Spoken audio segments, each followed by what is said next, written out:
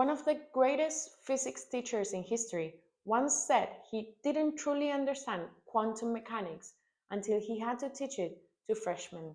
Yet I bet you have caught yourself thinking, who am I to teach this when I'm still figuring it out myself? Today I'm going to show you why not being an expert makes you a more effective teacher, not less. I'll share the exact framework for anyone to create valuable content while still mastering a topic. And stick around to the end where I'll reveal the unexpected psychological advantage beginners have over experts when it comes to teaching. It completely changed how I approach creating content. Let's dive in. You know that voice in your head whispering, you're not qualified enough to teach this? Yeah, that one. It shows up when you're about to hit publish, when someone asks for your advice, or when you compare yourself to someone with a decade more experience. But what if I told you that being a beginner isn't a weakness, it's your superpower? Stay with me, because the very things you think disqualify you might be the exact reasons people will want to learn from you. Let's break it down. Experts are brilliant, but they often forget what it's like not to be. It's called the curse of knowledge. Once you have mastered something, you unintentionally skip over the beginner steps. You use jargon, assume context, and explain things in ways that go right over people's head. But you remember what was confusing, you just figure it out. You know which analogies worked, what made things finally click, and where the common pitfalls are. That makes your perspective incredibly valuable. When you're still figuring things out, you're not broadcasting from a pedestal. You're walking alongside your audience. That creates trust. That creates connection. In fact, some of my most popular videos are the ones where I say, I don't have it all figured out, but here's what has helped me so far. Here's something backed by science. Teaching something while you're learning it actually helps you learn it faster. It's called the learning transfer effect, and it works like magic. Why? Because explaining a concept forces your brain to organize, simplify, and identify gaps in your own understanding. I noticed this when I first started talking about YouTube analytics. Trying to teach it made me realize which metrics I didn't fully grasp, so I went deeper. The result: better videos, clearer understanding, and a smarter audience. So if you're doubting yourself, thinking, who am I to teach this? Flip that question around. Who are you not to? You've got the beginner's edge. You're relatable. You're growing in public. And that is exactly what someone else needs right now. Never underestimate the power of being just one step ahead. If you've been getting value out of this video and learning something new, can you hit that subscribe and like button? That helps me know what kind of content you find most useful. So, how do you actually teach something you're still learning?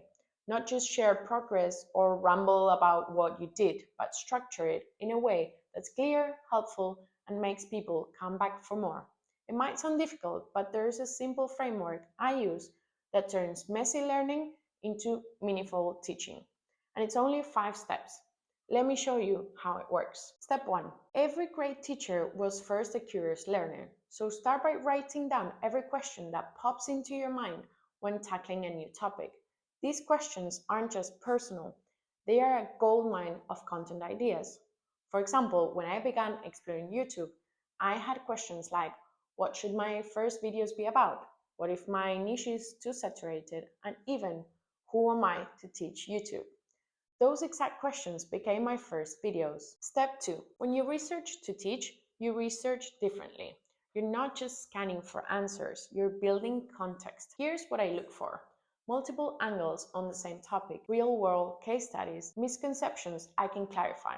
Before creating a video, I research intentionally and usually consult at least 3 sources. That way, I'm not just echoing someone else, I'm distilling a bigger picture. Step 3. Einstein said, if you can't explain it simply, you don't understand it well enough. Analogies are your secret weapon here. They help bridge the gap between complex ideas and everyday understanding. This one helped me wrap my head around how YouTube actually distributes content based on audience feed, not fame. Step 4. Structure your content as a scaffold. Start with foundational concepts before building to more complex ideas. This forces you to identify the logical progression of learning. For my series on video editing coming up, I map out skills from easiest to most advanced, ensuring each video built on the previous one. This process revealed gaps in my own knowledge I needed to address before teaching certain techniques. Step 5. This is the most powerful part, what I call the learning loop. It's not just learn, teach, done. It's cyclical. Number 1, learn something new. 2, teach it simply. 3, get feedback and questions. 4, learn again, but better. Your audience becomes part of your process, and their input drives your growth. So, yes, you can't teach what you're still learning. In fact, it might be the best time to do it. You're close to the confusion, you're connected to the questions, you're not polished, you're relatable. Use this 5 step framework, and you will not only help others, you will accelerate your own mastery. Let me know in the comments what you're learning and how you approach this. Let me share some real world examples of how this approach has worked. Ali Abdal, who's now one of the biggest educational YouTubers, started his channel while still in medical school.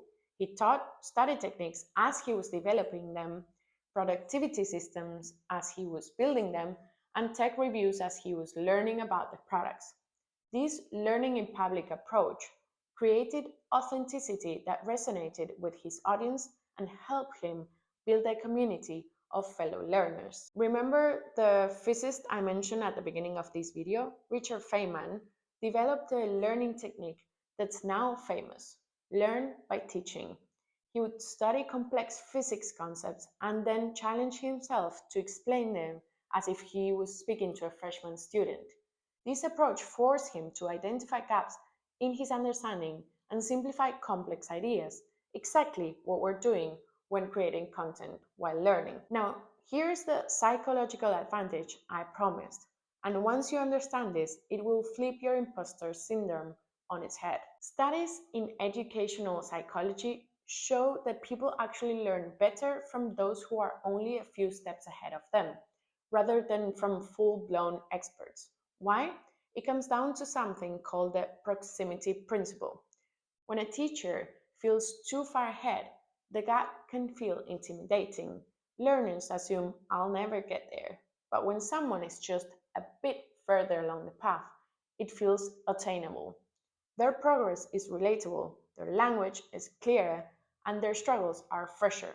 This is called the near peer effect, and it's been shown to boost motivation, increase comprehension, and even make learners more likely to take action. Think about it. When you see someone who's just cracked a challenge you're still facing, doesn't it make you think, if they can do it, I can too? That's the magic. That's the advantage you have. So the next time you're thinking, I'm not far enough along to teach this, remember, that's exactly why people will listen. The truth is, none of us ever stop learning. Even the people we consider experts are still figuring things out in their fields. The difference isn't knowing everything, it's being willing to share what you do know while acknowledging there's always more to learn. None of this matters if you don't start your channel. Watch this next to show you you're ready. Remember, the world doesn't need more distant experts, it needs more relatable guides who are willing to learn in public and bring others along for the journey. See you in the next one.